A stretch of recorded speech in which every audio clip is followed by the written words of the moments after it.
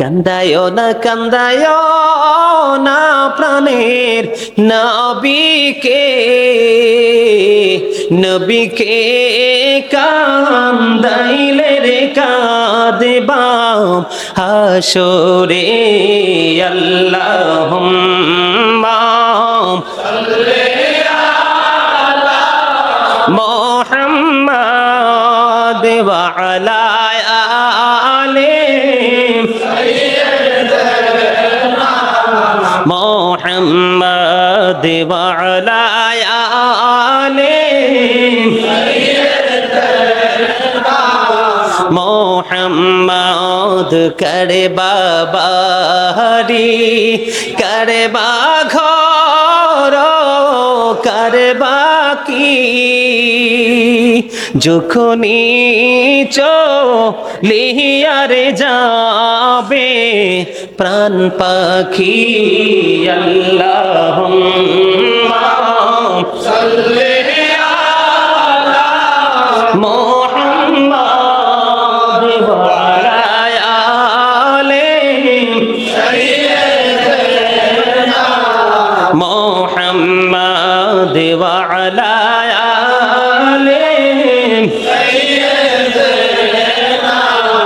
মুহাম্মদ আইসো ভবে যাইতে হবে কবরে আইসো ভবে যাইতে হবে কবরে হিসাব নিকাশ দিতে গহবে হাসরে আল্লাহুম্মা সাল্লি আলা মুহাম্মাদ ওয়া আলা আলি সাইয়্যিদিনা মুহাম্মদ। আলহামদুলিল্লাহ বলেন। বন্ধুরে আমার, একদিনে গ্রাম্য লোক কি করলেন? এক গ্রাম্য লোক মনে মনে নিয়ত করলেন যে আমি রাসূলের দরবারে একটা হরিণ উপহার দিব। কি দিব? আমাদের মধ্যে অনেক মানুষ আছে না, মহাব্বত করে কেউ কাউকে কাপড় দেয়, আছে না নাই? কেউ কাউকে কোনো জিনিস দেয়, মানে যার যে চাহিদা সেই চাহিদা অনুযায়ী কিছু দেয় কি দেয় না? এইরকম এক লোক নিয়ত করেছে রাসূলের দরবারে আমি একটা হরিণ দিব।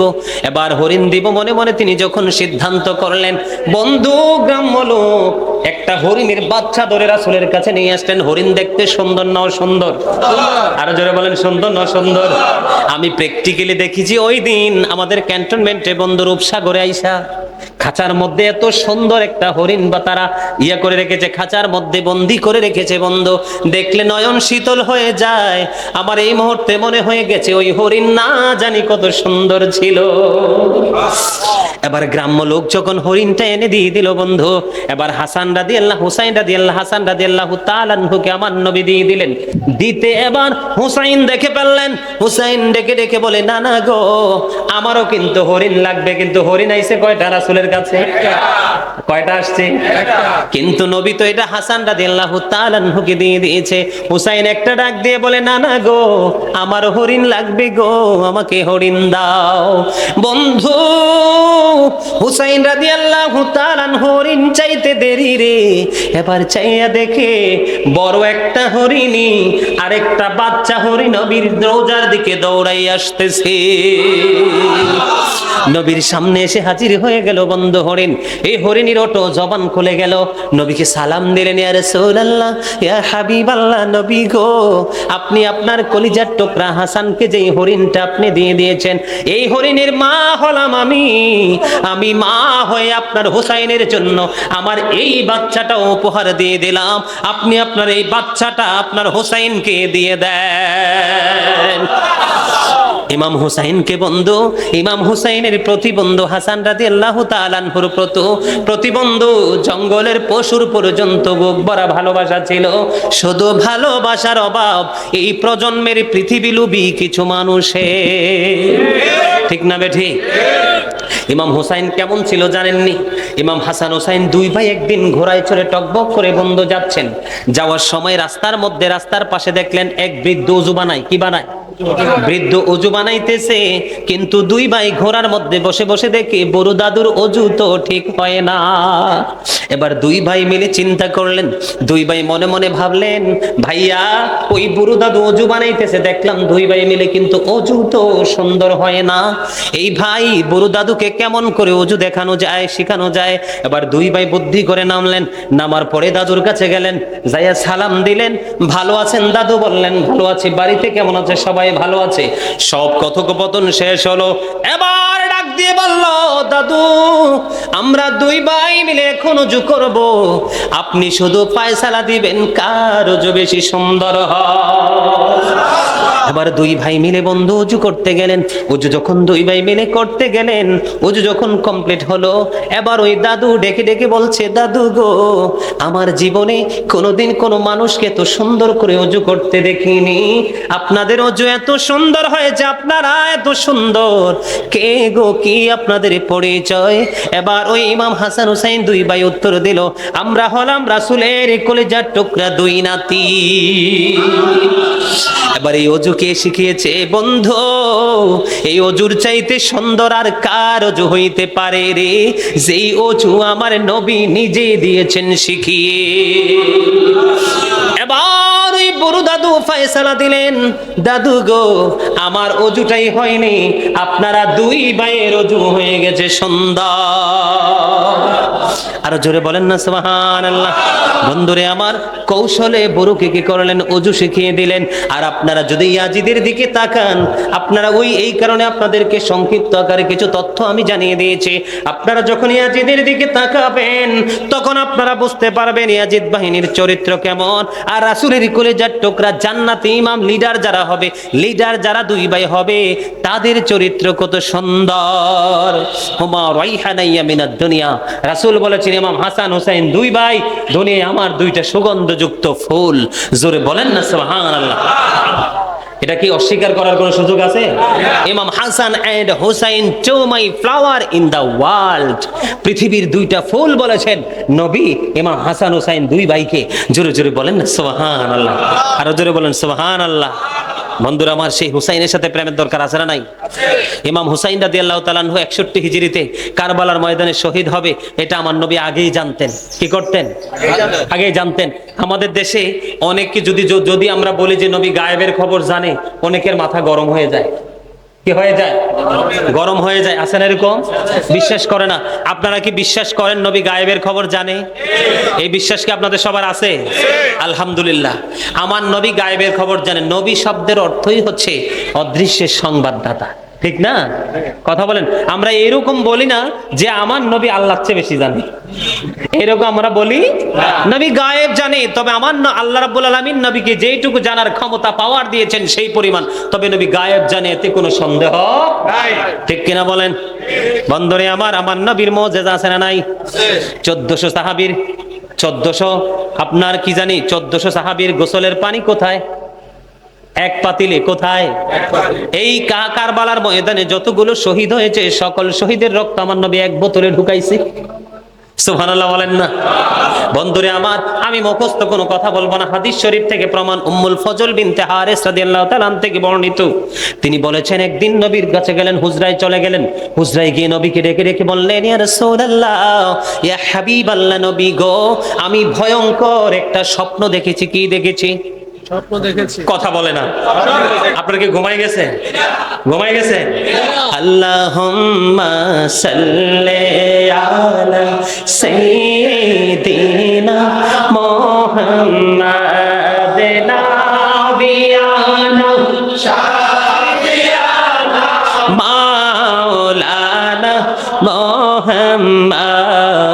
আল্লাহুম্মা সাল্লি আলা সাইয়্যিদিনা মুহাম্মাদ নাবিয়ানা শাফিয়ানা মাওলানা মুহাম্মাদ।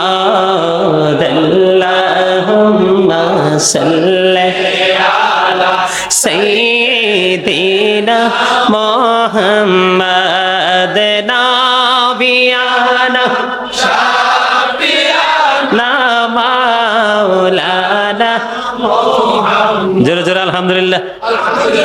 সবগুলোর অন্তরে ভালোবাসা আছে না? প্রেমে ভরপুর না? কি সাউন্ড!